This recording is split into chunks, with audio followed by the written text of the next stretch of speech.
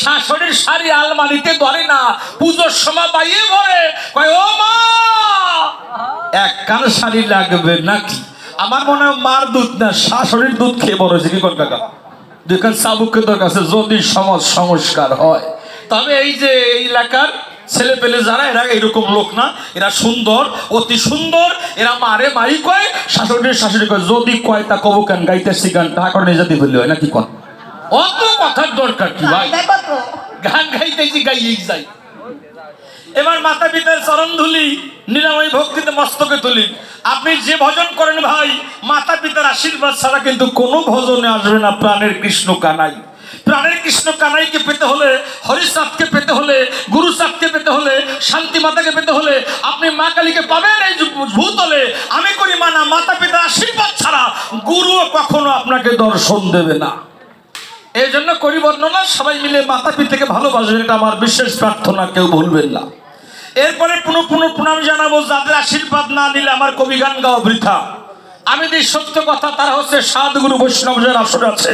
আমি প্রত্যেক বৈষ্ণব ভক্তকে ভগবান জ্ঞানে প্রণাম করলাম এবং মায়েদের আমি দেবী জ্ঞানে প্রণাম করলাম। সকলে মিলে দেবেন আশীর্বাদ, আমি যেন পরিণামবাদ কৃষ্ণের ভূমিকায় গিয়ে যেন করতে পারি কবি কাব্যের আস্বাদ। প্রথম দিনের গান কিনা অত দূর যাব না, কাব্য সবাই কিছু বলতে চাই। আমার কথায় কেউ করবেন না ভুল। বিপক্ষের কবিয়াল গতবার গান গেয়েছে, ওর নাম আনন্দ সরকার, মাথায় আছে লম্বা চুল, ওই যে ভুল আর চুল। আমি করি মানা, আমার মাথায় কিন্তু অত বড় লম্বা চুল না। আমি বলি কাব্য সভায় আজকে যার জন্য এইখানে কবি গান গাইতে পারছি তিনি আমার আনন্দ সরকার। আমি প্রণাম জানাই আমার ভাইয়ের রাঙা পাই, কারণ এইখানে আমি আসতে পারতাম না, আমি আসরটা চিনি না, সরকার হিসেবে দাঁড়াইনি এলাকায় কখন। এই জন্য আমার যে ভাইয়ের জন্য হয় অগ্রগণ্য আশ্রয় করছি কবি কীর্তন। মাধ্যম ছাড়া যেমন ভগবান পাওয়া যায় না, এইখানে আসার মাধ্যম আমার ভাই, এজন্য তারকে আমি হাজার কোটি ধন্যবাদ জানাই। আশপাশে শুনলাম অনেক গান হয়ে গেছে, তাই অনেক অনেক আলোচনা করে না বাবা। যেমন এক অধ্যায় ভাগবতের, একটা অধ্যায় আপনি পাঠ করবেন হবে একরকম, আমি পাঠ করব হব আরেক রকম, আরেকজন পাঠ করবে হবে আরেক রকম। কার ভাগবত পাঠে রস হয়? যার দেহে রস আছে সে পাঠ করলে রস হয়। কোন রসে? কি আগের রস, খেজুর রস না বাবা, করি মানা পিতৃধনরূপ রস। যার দেহে যত আছে ভাই সে পাঠ করলে রস হয়, আর যার নাই সে পাঠ করলে কষ হয় রে ভাই, মিথ্যা বলি না।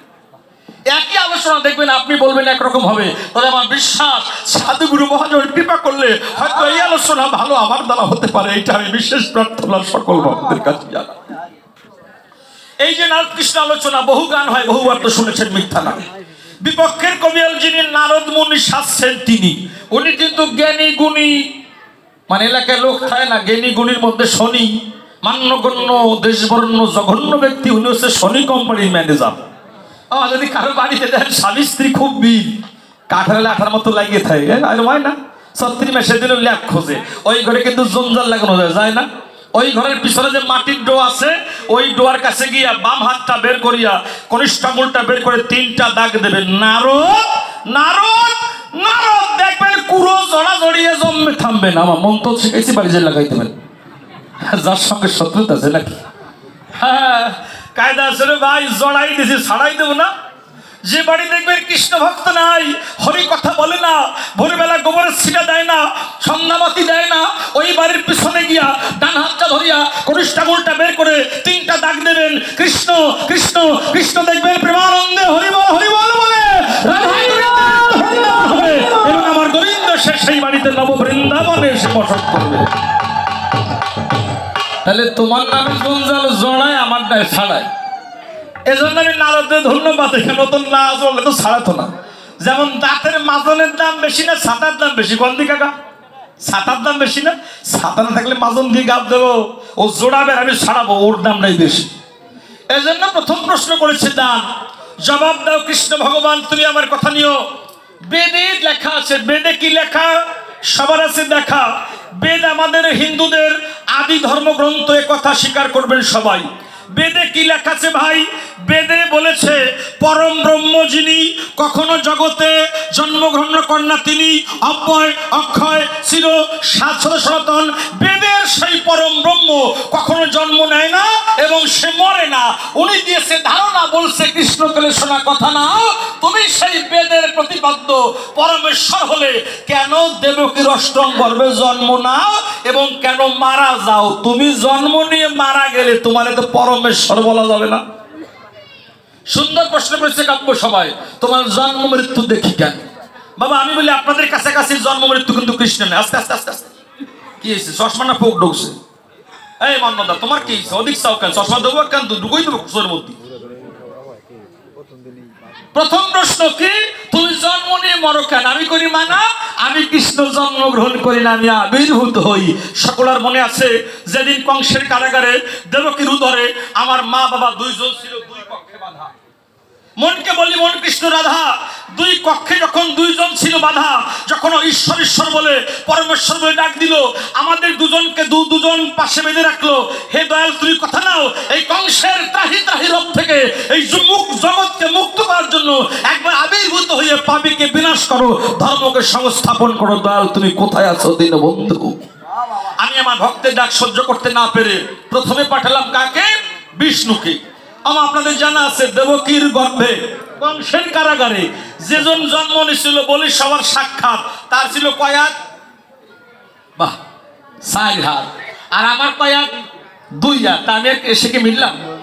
জন্ম নিয়েছিল মহাবিষ্ণু তাই, আর আমি প্রাণের কানাই বলি সবার সাক্ষাৎ, তার ছিল 4 হাত করিমানা, আমার কিন্তু 4 হাত নয়, আমার 2 হাত। এটা মিথ্যা না। এইবার আমার সেই মহাবিষ্ণুকে নিয়ে যখন যমুনা পাড়ি দিয়ে যায়, যমুনার সঙ্গে কথা দিয়েছিল, তাই যমুনা বলেছিল দয়াল তুমি যখন আমার কাছ দিয়ে যাবে আমি যেন তোমার চরণ ধুলি একবার কৃপা বাড়ি বর্ষণ করে পাই। যখন মহাবিষ্ণুকে নিয়ে আমার বাবু হরিদেব যখন যমুনার কাছে যায়, যমুনা তখন ফুলে উঠলো কেন? আমার দয়ালের চরণ পাবার আশায়।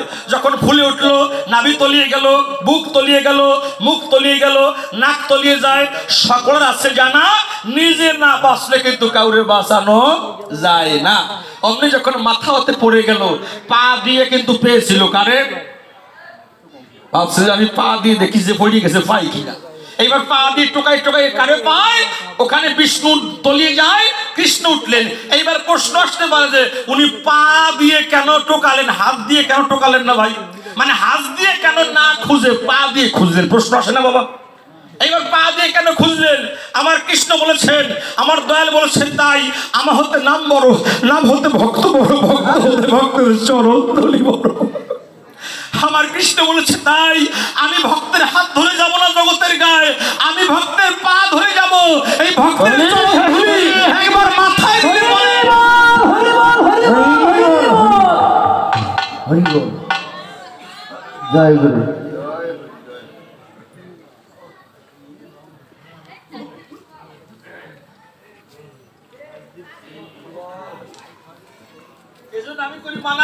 আমার ভগবান সর্বসময় বলেছে আমি ভক্তের চরণ ছাড়া কিছু চিনি না। তুমি যত অন্যায় করো যা করো তাই একবার ভক্তের চরণ ধুলি মাথায় নিয়ে প্রেমানন্দে হরিবল হরিবল বললে দেখবে তোমার সমস্ত পাপ তাপ দূরীভূত হয়ে গিয়ে কৃষ্ণ প্রেমের বৃন্দাবন হয়ে যাবে। এই জন্য আমার কৃষ্ণ যেজন ছিল ভক্তের পা যুগল জড়িয়ে ধরলো, বললো হে ভক্ত কথা নাও, একবার আমি জগতে যেতে চাই, আমি কুরুক্ষেত্রের গায়ে গিয়ে এই জগৎকে গীতা দান করব, এই জগৎকে গীতা শিক্ষা দেব, এই বিশ্ববাসী আমার বিশ্বরূপ না দেখলেও আমার গীতা জ্ঞান পাবে, আমি ধর্ম সংস্থাপন করব, পাপীকে বিনাশ করব। তাই চরণ ধরেছিল আমার বাবার, মিথ্যা নয়। চরণ ধর যখন ধরলো, জয় কৃষ্ণ কৃষ্ণ বলো, যখন পায়ে ঠেকে গেল তাই উঠে দেখলেন তার 2 হাত, ওই 2 হাত কৃষ্ণকে নিয়ে চললেন। আপনাদের মনে আছে মিথ্যা নয়। যখন নন্দালয় যায়, কৃষ্ণ কথা দিয়েছিলেন কারে? ধরা সতীকে। ধরা সতী মনে আমার আছে বাবু, তুই যে কাটা স্তন সেবা দিয়ে আমার সেবা দিয়েছিস, তাই আমার মনে আছে বাবু, আমি তোর কাটা স্তনে হাত দিতে চাই। আমার ধরা সতী করলো বর্ণনা, স্বামী ছাড়া কখনো এই স্তনে হাত কেউ দিতে পারে না। তখন আমার দয়াল বললেন মনে আছে বাবু, স্বামী হিসাবে স্তনে হাত না দিলেও সন্তান হিসাবে তো মুখ দেওয়া যায়। আমার মনে আছে বাবু, তোর ঋণ শোধ করবার জন্য আমি তারপরে গিয়ে এক মায়ের গর্ভে জন্ম নিয়ে তোর ওই কাটা স্তন পান করব করব করব, সেদিন তোর মনোবাসনা হইবে পুরো। এই জন্য আমি এক মায়ের গর্ভে এসেছি, তাই ওখানে এসছে মহাবিষ্ণু। আমি আর এক মাকে কথা দিয়েছিলাম, ওমা তোমার কাটা স্তন আমি পান করবো, মিথ্যা নয়।